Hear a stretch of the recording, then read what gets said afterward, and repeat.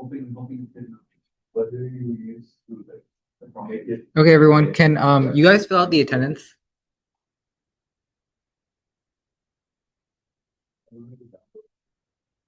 There is no do now find the flag on the website today. So sad.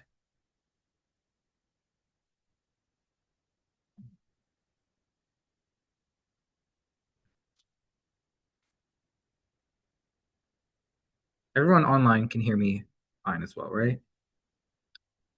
Send something in the chat here or something. Anything goes wrong. Okay, great. Today's going to be a little bit of a shorter meeting. Last week before break, I put a little bit too much on the slides, I think, and we went for the full hour, and I still had a bunch of stuff left. So we're going to make it a lot shorter this time. We should be done in like 30 minutes, and then I'll leave the rest of the time for you guys to like practice stuff on your own. And I'll come around and help you guys if you need help with anything. So we're going to be going over server-side template injection, which is similar to, we went over a lot of types of injection at the beginning of the semester, but I want to go a little bit more in depth on this specific type of injection and go through a few examples with you guys first. And it also uses some of the stuff that we've learned during the PyGel meeting, where we use Python to escape from like sandboxes, right? So sometimes when you're doing server-side template injection, the environment that you can inject into doesn't have everything available. So you're going to have to use some of those techniques in order to escape out. But I'll go through it step by step, and I'll recap all the stuff if you guys are new here. Yeah, so just some reminders about the club. We meet 6:30 to 7:30, Tuesdays and Thursdays. All the details are on our website. We're hosting CTF. That's going to be on April 17th. I think we were originally planning on having it the first weekend of April, but I think we want to have a little bit more time to write challenges and stuff. If you want to help us write challenges, you should reach out. We are looking for more people to do that. Okay, so server-side template injection is injection into a template engine. So a template engine is a tool that you use in order to help build up usually like HTML for when you display it on a web page. So you'll have like some sort of user content, right? If you have on your homepage, hello username, right? Then you just want to put the user content on the page, and you also want to have your content on the page. Like your trusted content, which is the H1, right, that you want to get evaluated. Then you have untrusted content, which is the name. And sometimes you don't sanitize the name properly, right? If you just interpolate the string in, you might be able to put in other instructions that the page will just execute. So these are some common engines that we're going to go through, and I'll talk a little bit more about how each one handles templating and the syntax for each later. But this makes sense, right? You have a variable and you substitute the value in into the HTML. No questions? Okay. So I'm going to talk a little bit about injection attacks in general, just to recap. So you have some sort of command, and then you have user input. And what the user input has special characters or with some special meaning that doesn't get escaped, right? So this semicolon here gets interpreted as the end of command, start a new command, right? And so this, instead of being like data, being stuff that just passed to the echo command, this is being executed as its own command. So then this is catting out the flag.txt in this example, right? If you have SQL, right, you can have a where condition where it filters where the name is equal to the user input. But if you have a user input that has a quote, it'll break out of that, and then you can execute something else by doing an or 1 = 1 is the usual thing that you would do. And then that's always true, so that overrides the filtering condition and gives you back all the entries. So we're going to be doing something pretty similar, but we're going to be doing it against a templating engine. Okay, so we're passing user input as a variable, right? But so there's a couple ways you can do this. If you've seen in like SQL, you might have a query with like question marks at the end, and you pass in the user input as a separate variable. So that's safe because there's a clear distinction, right? The user variables are sent in separately, and the question marks are where you replace it with. But it's not actually doing a string concatenation, right? So here you can see the user input is passed as a separate variable. So that's how the program knows that it's actually something untrusted. But in the other example, if you just interpolate the value of the string in, right, that is unsafe because you could put like more H1 tags, you could put script tags, you could put any other code in there, and the program is not going to know the difference. This is Jenga, I think. Yeah, so it's not going to know the difference between your input and the instructions that it needs to execute. So in Jenga syntax, I think that's how you pronounce it. I've never really said it out loud before, but you have the double braces, and that indicates that you have a template expression inside. So if you were to put that into user input, that would get interpolated in, and then the templating engine would not know that's user input. It would just see a string, and it would just treat it as if it was rendering that as if it was provided by the programmer, right? So then that gets evaluated, and then 7 times 7 is 49. Everyone is following me so far, right? It's just a recap of how injection stuff works.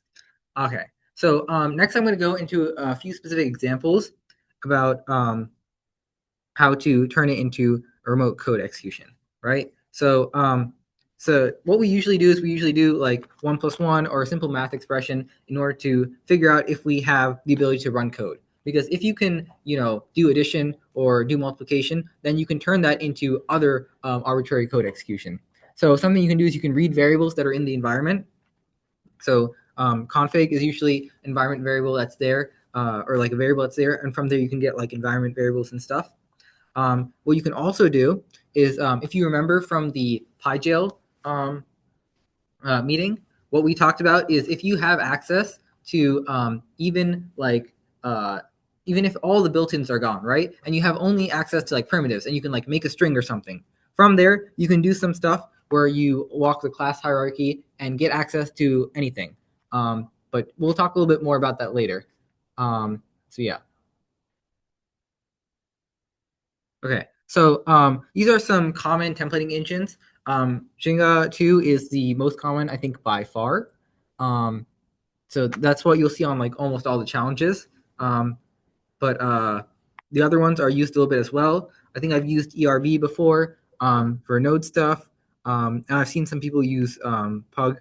I don't really do like Ruby stuff, so I don't really know about the other ones. There's like lots of different programming language that have their own templating engines, but the same ideas carry over between all of them, so it's not too hard to pick up different ones. Some of them have the same syntax, but they'll have like different quirks. For example, Jenga, when you multiply a number times a string, it'll repeat it because it's Python. Versus Twig, it'll cast the string into a number, right? And it'll multiply them together.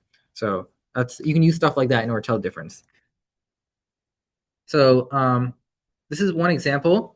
Let me exit out of this and just show you guys. Go to local host 5000. Okay, so I have up here a simple Jenga web app. So I can say my name, right? And it'll say hello, my name. But I've made this intentionally to be vulnerable to server-side template injection. So if I put a double brace and double brace, and I can do something like 1 + 1, and then it shows up as 2. So now we've confirmed that we have the ability to run code, right? Second. Let's move this out of the way. Okay. Let me just show you what this looks like for the code I set up. So this is just a very simple, Flask server, and we're just here. You can see hello name, as I showed on the slides. We're just interpolating the value that's given into a render template string. So, and also, let's see. Quit out of this. We also have flag.txt here, right? So that's something that we're trying to get. So how can we turn this into reading out the flag? Well, in the double braces, we can't exactly run import statements. We can only evaluate expressions, right? So we can't evaluate statements. So it's hard for us to import stuff without using the import command. But Python has like a double underscore import, like a function that you can use. But in order to get to that, we can use what we learned from PyJail in order to traverse the class hierarchy, right? So we can access like an empty string, right? And then the way Python works is empty string is an object, right? And it has a class. So let's see this and then get the class. So we have the string class. And then from the string class, we can see the other classes that it inherits from. And in order to see what it inherits from, we can do MRO for module resolution order, I think. And then it shows the empty string is of type string, which inherits from type object. Right? Does that make sense to everyone? You guys have all taken 1332, like object-oriented design. You know how a class hierarchy works, where you have classes that inherit from other classes, and so on, right? So yeah. Now, since object is the top level class, everything in Python is an object, right? So every single possible class that you could have is an object. So we can go and select the second thing in this list, index 1, and then we can see dot double underscore subclasses. That work? That's a method. Okay, so that's a function, so we have to call that. And then we have every single class that exists in our Python environment, right? So what we want to do is we want to read a file now. So let's figure out how we can read a file. Is there something to help us read a file? I think this file loader thing. Yeah, let's use this file loader. Okay, so I think I checked beforehand, and this should be the 158th thing in this list, but we'll see. Let's see. 158.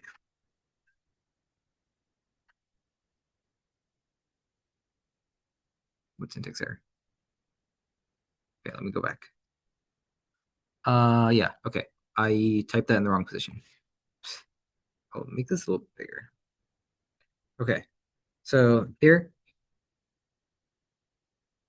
Oh, right, okay. Okay, yeah, so you can do this with the file loader class actually, but os.wrapClose is a little bit easier.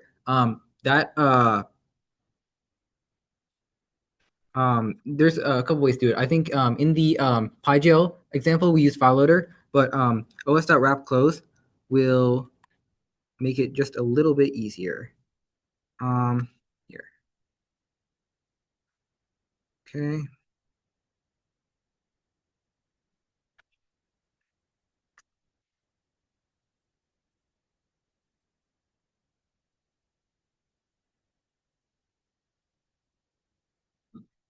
Let me go back to the slide and see.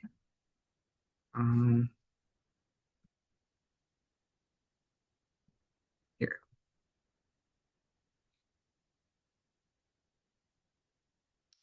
Yeah. So you can do something like this.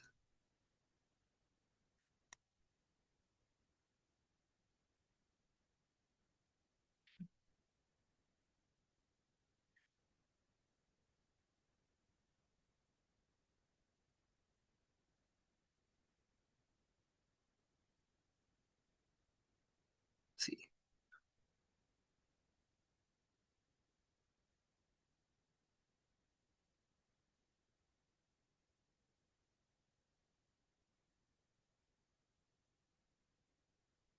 Why is that not showing up?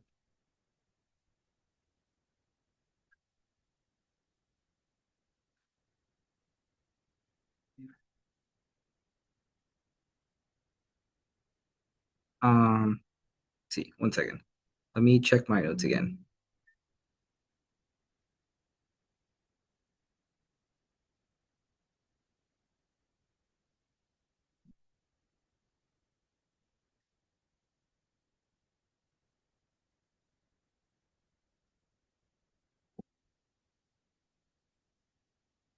Okay.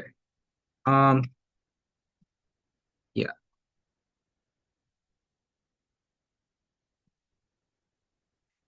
let me try that again.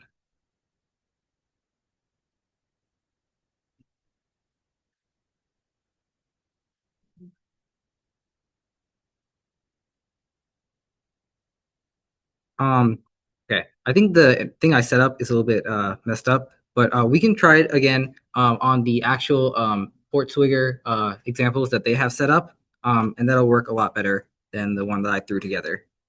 Um, but yeah. So this is an example with Twig, which is PHP. So this has a very similar syntax, and it has the double curly braces.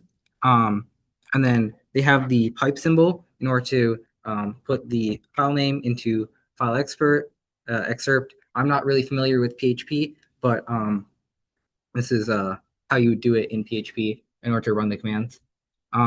This is in Ruby. So this is ERB, and what they have is they have the bracket and then the percent sign and the equal sign. That's the start, and they have the percent sign and the end to end. And then you don't have to really traverse the module order like the MRO in order to get access to like imports and stuff. They have the system command always in the global namespace. You can just run that directly. So that's pretty simple. And then tornado in Python, it uses the double brackets and the bracket percent sign like Shinga, but it has different internals, so it's a little bit different. But you can use the import command directly, so that's a little bit easier than trying to traverse the tree in order to get the open command um, and run commands like that. So what I'm going to do is I'm going to go through a couple of the Portsfigure labs. These ones should work a little bit better. So you guys can follow along as well. I'm going to post the links here to these in Discord right now, so you guys can follow along.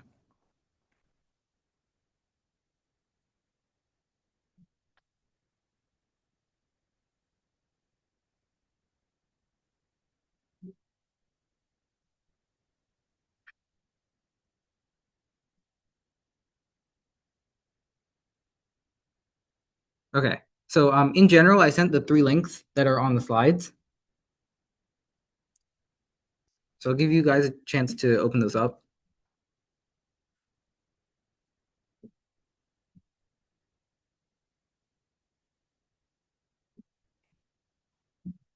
Okay. So if you guys don't already have an account, you might have to make an account, but I'm already signed into my account.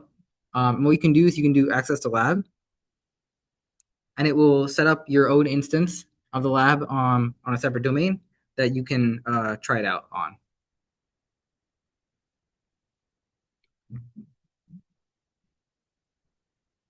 Still loading.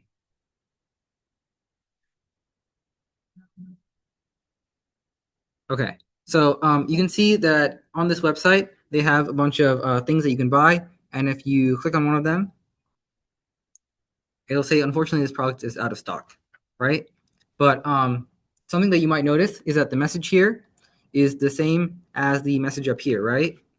So if you change the message in the URL parameters and try that out, you can see it also changes the message on the website, right? So you might be able to see how changing the message in the URL parameters gets directly mirrored on the website. So if you change it to something malicious in the URL parameters, that might also be put on the website and allow you to execute something.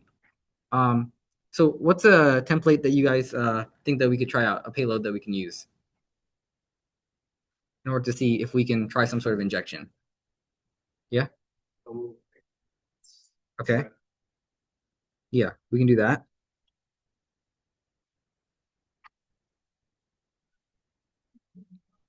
It's loading. A little bit slow.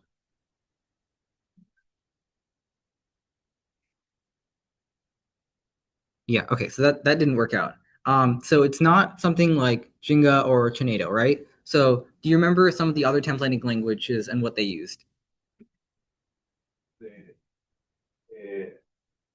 Yeah, the bracket, the angle bracket, yeah. Yeah, equals.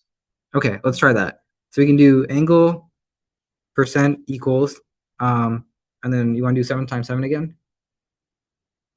And then do you remember how we closed it? Percent and angle. Yeah. So what happens here? So you can see that got executed, right? So we're pretty close, right? I'm gonna run it in my console now, just because it's a little bit easier. URL, you can do the function encode URI. And zoom in a little bit. You can do encode URI and then just put it in regular text, and then that will encode it into something that you can put in your URL bar without like it's already encoded. So you can see the URL encoded stuff below. So what kind of payload do you think we should do in order to, let me go back to the page. I don't know if you saw our objective, but we need to delete the morale.txt file from Carlos's home directory, right? So what kind of payload should we do first? Before maybe we try to delete the file, maybe we can just look around and see what we have access to, right? None of you remember, we can go back to the slides and then check some of the stuff on there. Okay, let's go back to the slides and see. So there's Jinga, there's Twig. So this is ERB, that's the syntax that we were using, right? So is there anything that you guys think that we should try executing on the website? Like LS. Okay, yeah, let's execute ls. So we can use like the system command in order to do that. So let's try that. Here.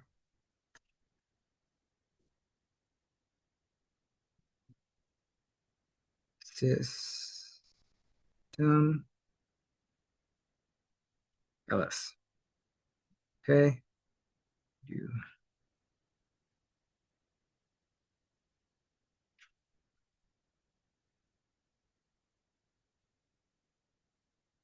And I'm just going to copy the URL here so it'll output a full URL for us to use. Let's copy that and put it here. Okay, so this is output a full URL with the encoded payload. So if I click on this link, I think it's opening in a new tab. Here. Undefined local variable or method ls. Right, I forgot to put quotes around my ls, so it got interpreted as a variable. But if I put quotes around it, it'll get interpreted as a string. That's in the wrong location.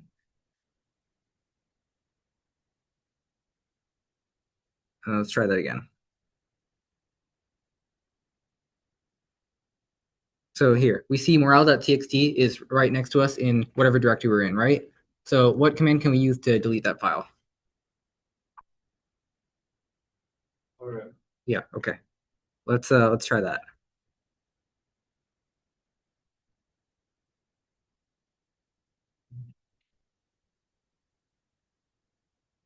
Right.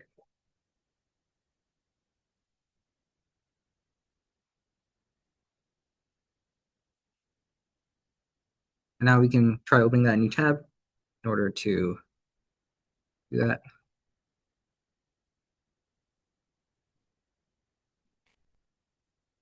It's loading. Okay, and it says you solved the lab, right? So that was how we checked out and saw what types of template language it was, and then looked around a little bit, got code execution, and then complete the objective, which was deleting the file.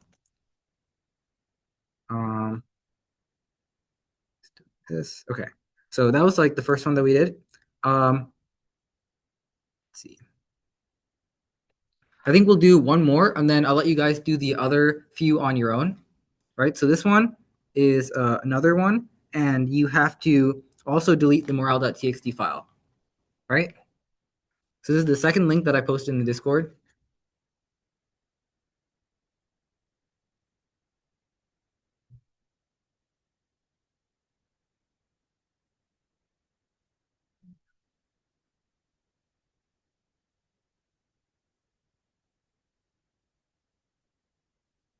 Okay. Here. So this is a blog website, and then let's go look at the posts. Look around a little bit. Okay. So there's a place that we can leave comments, it seems. So what do you guys want to try first? We can try. Anyone have any ideas based on what we did last time? We can try the Jinga syntax, right? 1 plus 1.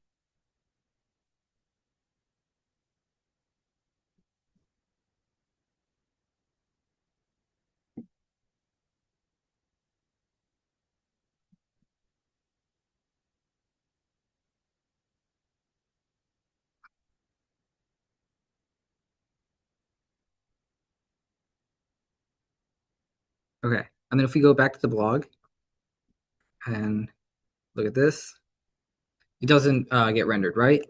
So we can try a couple other things. We can try the percent equals, right?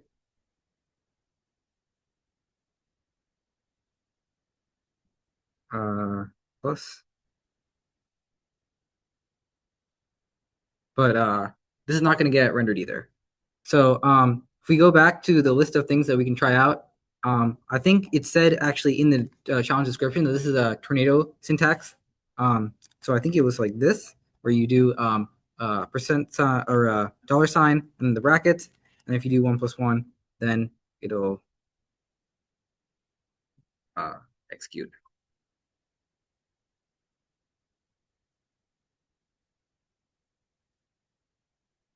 Let's see which back on the slides.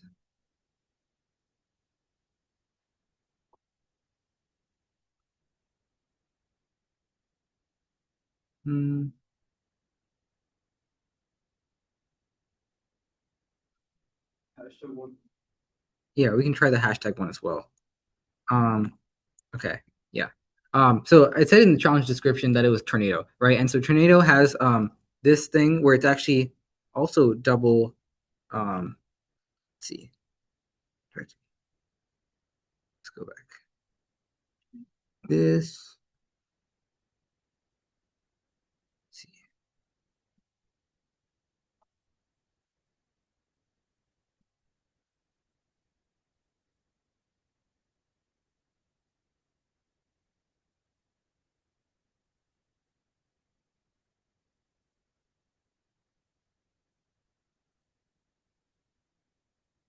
Okay, let's so that didn't escape either, but let's go.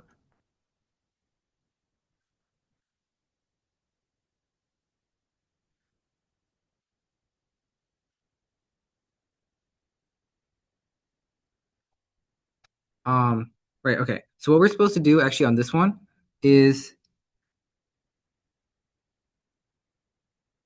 we can I think the way this one works is that we're already inside template expression. So we can close the current template expression, I think, and then add another one.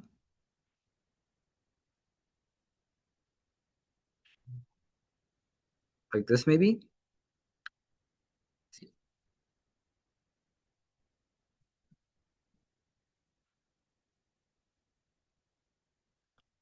This.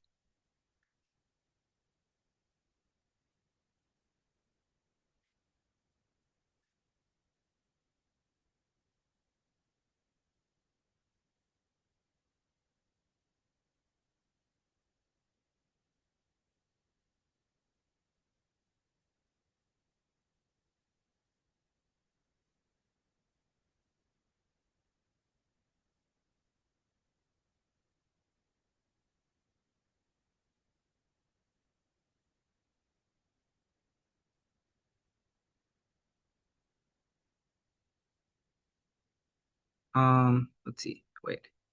Okay. I forgot how this works. Right, okay. So it's actually not in the comment box, I think. If you leave a comment here and then you post the comment.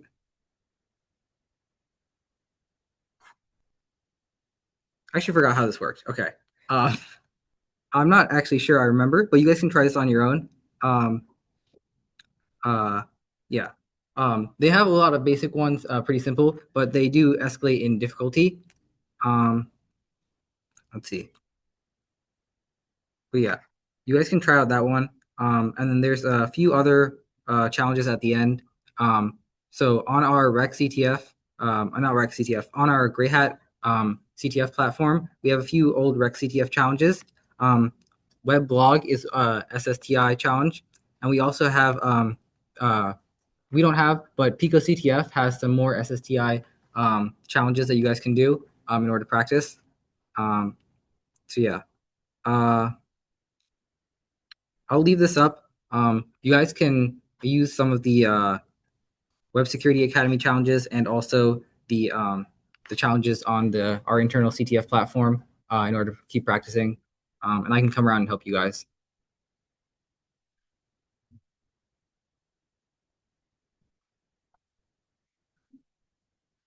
Yeah.